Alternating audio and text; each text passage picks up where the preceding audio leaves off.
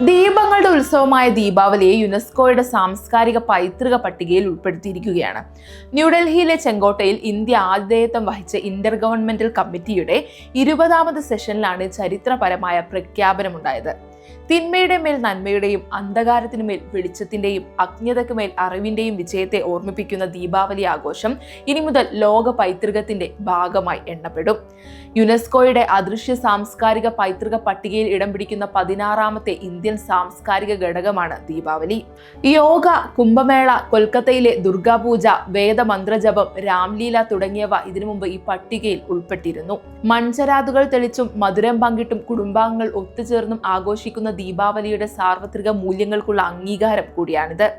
ഈ അംഗീകാരത്തെ പ്രധാനമന്ത്രി നരേന്ദ്രമോദി സ്വാഗതം ചെയ്തു.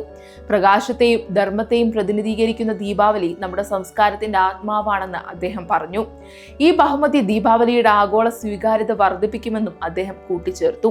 ദീപാവലിയോടൊപ്പം ഐസ്ലാൻഡിലെ സ്വിമ്മിംഗ് പൂൾ സംസ്കാരം ഉൾപ്പെടെ ലോകമെമ്പാടു നിന്നുള്ള 19 മറ്റ് സാംസ്കാരിക ഘടകങ്ങളെയും ഇത്തവണ യുനെസ്കോ പട്ടികയിൽ ഉൾപ്പെടുത്തിയിട്ടുണ്ട്.